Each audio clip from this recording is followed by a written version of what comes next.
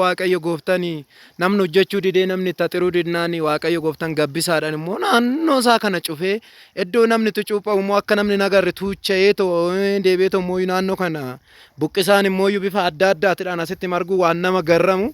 Dhugumatti immoo iddoon keessa seenanis immoo akka namni wanno hin jenne qaama namaa uwwiseetu bifa kanaadhaan dhugumatti Waaqayyo gooftaan hojjechaa jira.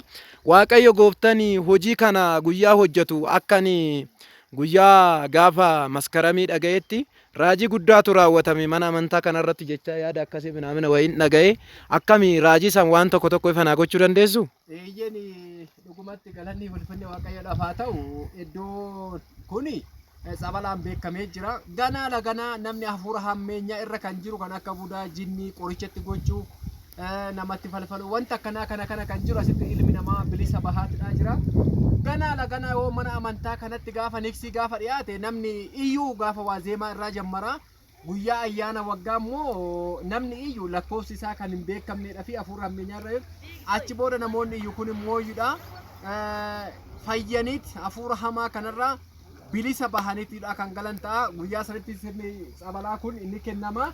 Sabalichi kun immoo karri isaatillee kan cufamee kan jiru biqiltuu gabbisaa jedhamu kanaadhaan waan ajaa'ibaa nuti cufannaa ittiin goone waan hojii isaa hojjetee kun bifa kanaadhaan yoo gaa seennu saaqanneetidha kan seennu of jalaa jecha yookaan immoo biqiltuu kana akkuma argitan karra isaa kun ofumaa cufaa jecha yoo dhufnu saaqannee seennaa kanatti jira.